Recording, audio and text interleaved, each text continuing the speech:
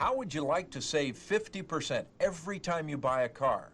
You can. It's a simple matter of when to say yes and when to say no. Buying a car is a game between the buyer and the seller. However, the stakes are very high. The more knowledge you have, the less you will always pay. Nowhere during your life will you be taken more often and for more money than when you buy a new car. The deceptions are so hidden and so lucrative for the dealers that billions are wasted yearly by all the car buyers who love to brag to their friends about what a great deal they've got. Even automobile salesmen are often unaware of the incredible front-end and back-end loads that make car dealership owners some of the wealthiest members of your community. Fact, no one has ever gotten a good deal on a new car except the dealer. Once we explore what goes on behind the scenes, you will be shocked and maybe even fighting mad to see how much money you've already lost or would have lost without these strategies. There are over 10 ways that you can get ripped off for big dollars when buying a new car. We'll look at each in detail.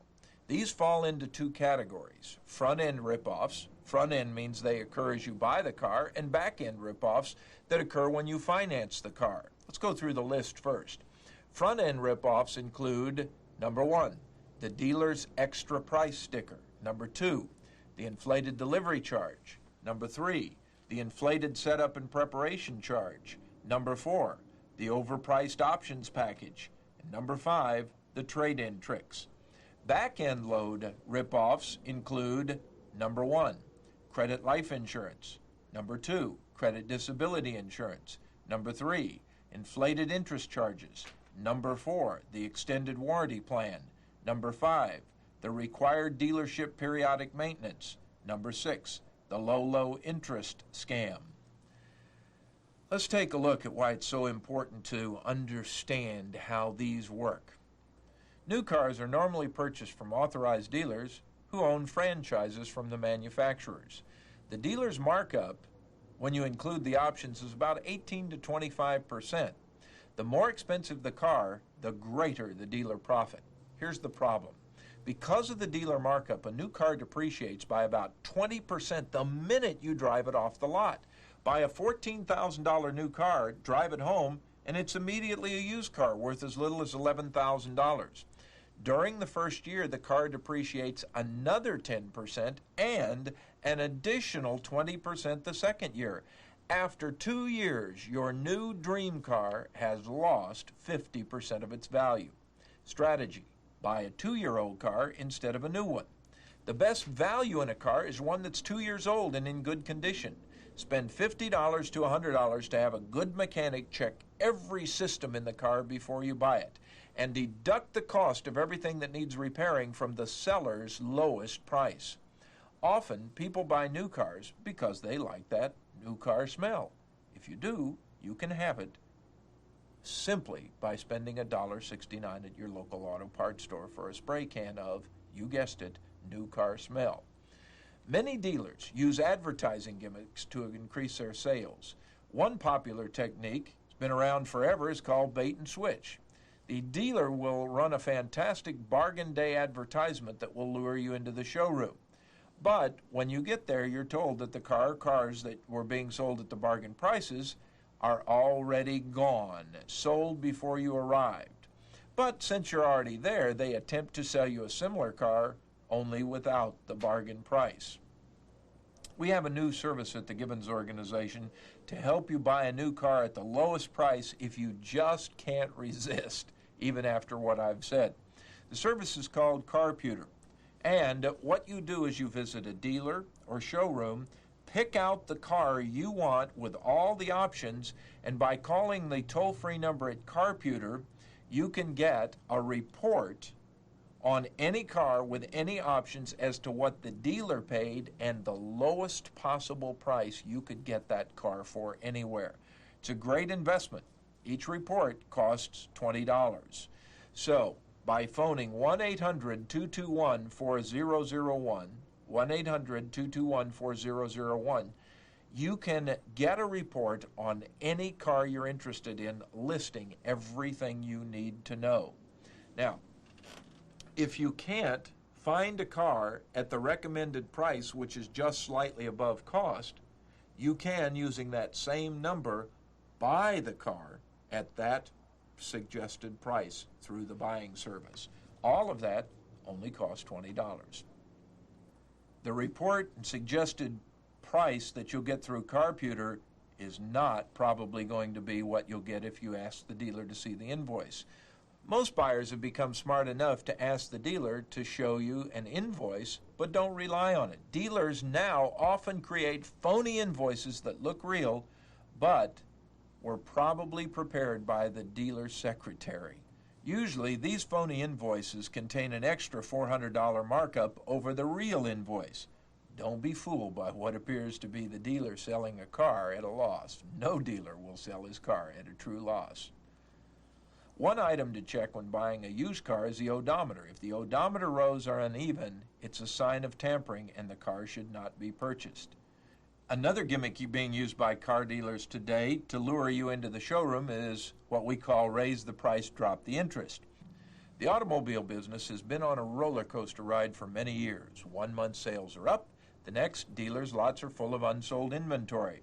Because of the huge fixed costs of labor and equipment, the automakers cannot just close down as they once did when demand is light and then call everybody back to work when people start buying again. That means manufacturers and dealers have to resort to unusual methods to sell more cars when few people are buying. The gimmick that is developed from the plague of too much inventory is to offer a big rebate or super low interest rate with every purchase of a new car. The average interest rate on a new car loan is about 12%. Buy now, the TV ads scream, and your rate will be cut to 5% or maybe even 2.9%. Chrysler, early in 1989, even offered the 0% loan. What a deal, you're thinking. Their loss is my gain. The truth is that the car companies are not losing, but are actually making huge profits in what appears to be their hour of need. The lower interest rate offered, the gimmick interest rate, is the result of what the loan industry calls a buy-down. Home builders have done it for years, and now the automobile business has joined the game. The average dealer profit with options, such as radios, radial tires on a car, is about 20%. The manufacturer is making another 10%. The actual profit on a $12,000 car loaded with extras is as much as $3,500, leaving the dealer and manufacturer a lot of room to play with your mind. Here's how the buy-down works. To qualify, you must make a 20% down payment and can finance your car for only 2 years. With cash or trade-in, you put up $2,400, leaving a balance of $9,600 to be financed. Let's say the bank or finance company has agreed to finance all of the sales this month at 11%, but the dealer is offering 5% to you. The dealer and the manufacturer, therefore, must pay the 6% difference themselves. That means they are buying down the interest rate from 11% to 5%. How much does it really cost them? The total interest on a 2-year loan at $9,600 at 11% is $1,138. But the 6% paid by the seller is only $621.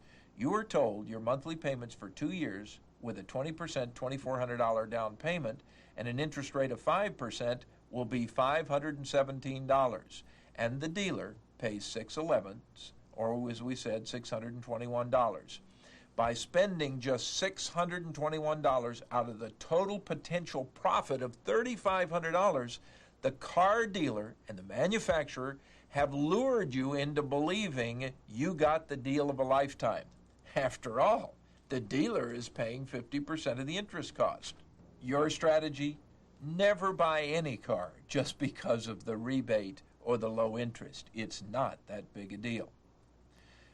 Now, let's take a look at options. Options for a car dealer are where the dealer makes the highest percentage of profit and you overpay for what you get. Some options, like undercoating, are even worthless. Strategy: don't fall for the undercoating trick.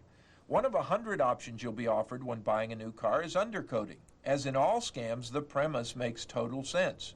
You don't want the bottom of your automobile to rust out and one day the bottom of your car falls out so that you're sitting lower than the center of your wheels. Well, you wonder, is the manufacturer that stupid that they don't think of that in advance? But then, if the dealer says it's a must, who are you to quibble with the experts? You find that the dealer offers you 3 undercoating options: Super, Deluxe, and Total Protection. Super's an extra $125, the Deluxe $200, and the Super Deluxe may be as much as $500. How can you go wrong? After all, you can add it to the price of your car, which of course can be financed. Say yes, and you're ripped off again. First of all, the undercarriage of the car is usually painted with a rust-proof material, which is all most cars will ever need. If you live on the coast near salt water, or in a far northern city that replaces the ice on streets in the wintertime with salt, you may need some extra protection, but only if you intend keeping your car 5 years or longer. The body rusts out long before the undercarriage of your car. Even under the worst of conditions, the bottom of your car would not even begin to rust out for at least 5 years. Years ago, I hired a man named John Bond to run my printing and publishing company in Manassas, Virginia. At one point in his career, John had actually worked for a very, quote, reputable car dealer in the Washington, D.C. area. He was their undercoating specialist, meaning that John's job was to spray the additional undercoating on the endless number of cars whose new owners had purchased the option with pride. John told me the story of the real difference in the Super, Super Deluxe, and Total Protection options. Well, John began to explain. On the Super undercoating, I stood under the automobile with a can of pressurized spray paint and carefully coated all the exposed metal right over the coating the dealer had already put on. However, if the customer ordered the Deluxe undercoating, I sprayed the undercarriage of the car while standing on one foot. The Total Protection undercoating process was much more complicated. He said I stood under the car on one foot and whistled Dixie while spraying the undercarriage. Get the point? The point is, undercoating protection, like so many other options, is a total waste of your money.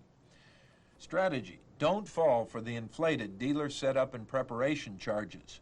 On every new car sticker, you'll find a dealer setup and preparation charge, which is supposedly the cost to the dealer of getting the car ready to sell after transport from the manufacturer.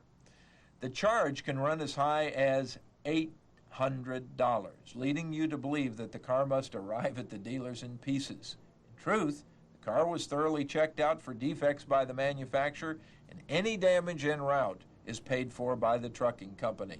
The dealer's actual prep time and expense is usually limited to an on-the-premises car wash, and you've been ripped off for hundreds of dollars of work and costs that never happened.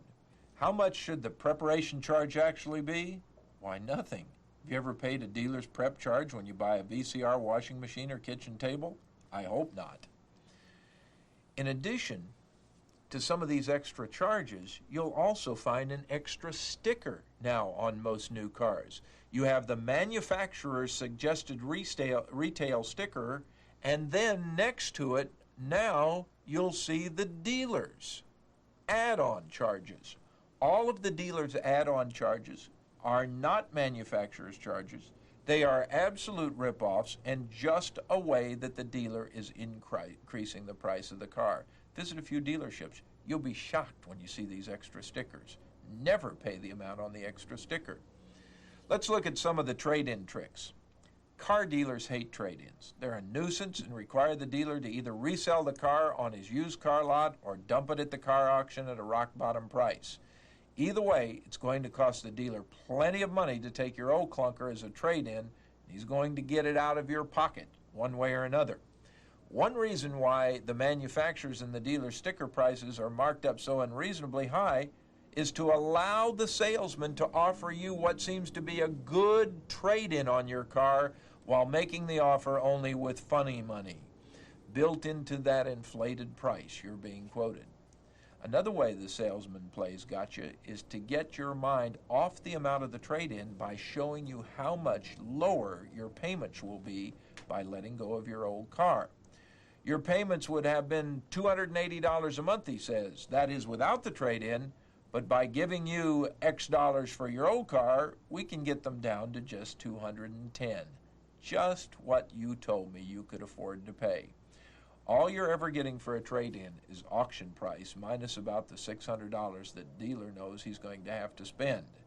The dealer knows within a few dollars how much your car is worth at the next auction, but wants at least $600 just for handling it.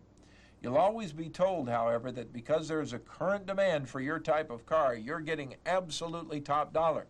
The salesman's job is then to make you think that you and he put one over on his boss by getting such a high trade-in allowance.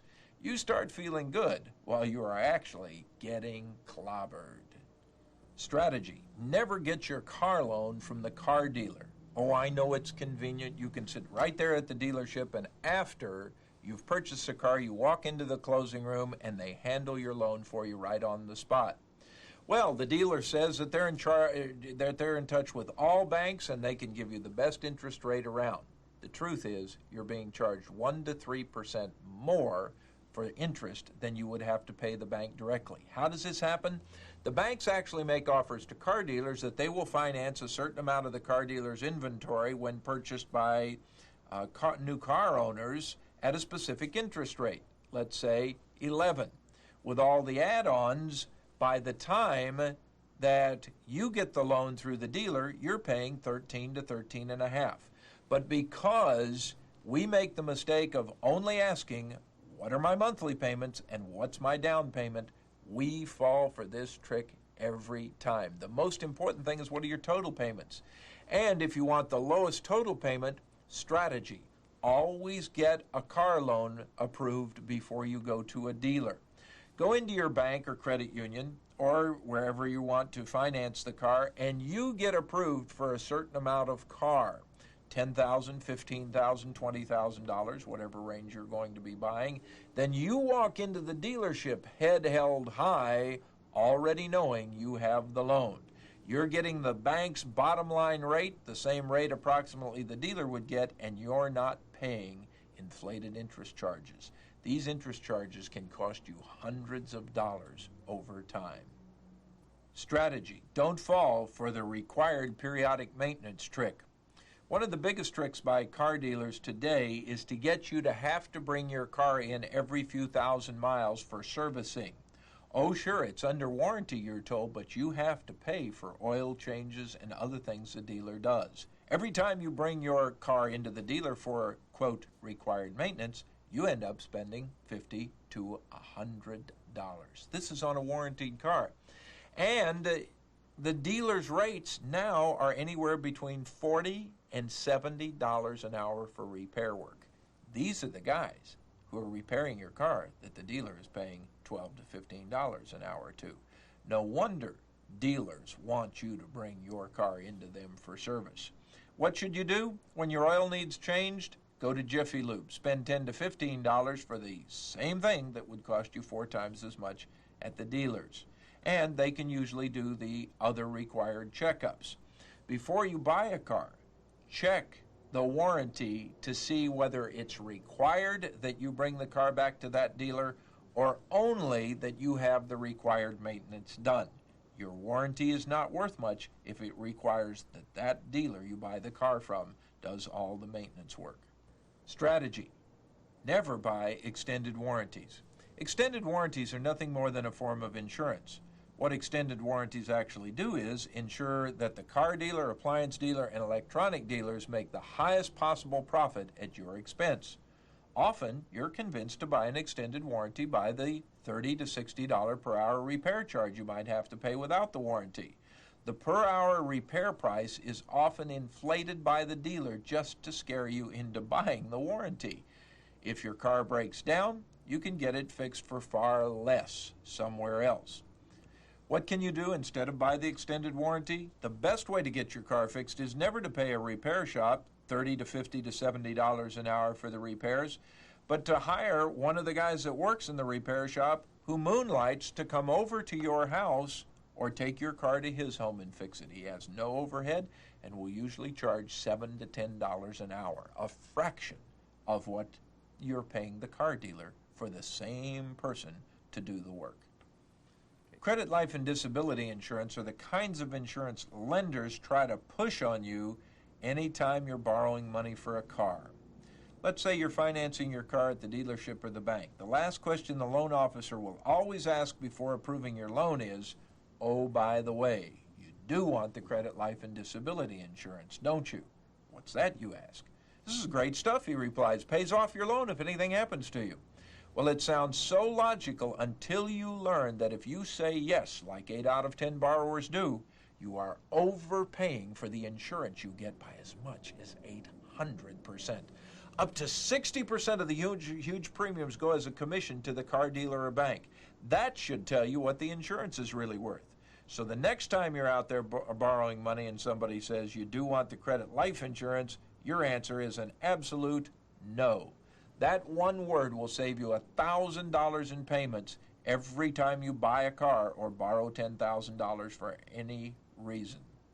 And what about car leasing? That's a question I've always asked. Well, car leasing is nothing more than buying an automobile but paying only a portion of the principal during the lease. The way a lease works is the person issuing the lease actually figures out how much your car will be worth approximately at the end of the lease, whether it's 3, 4, or 5 years.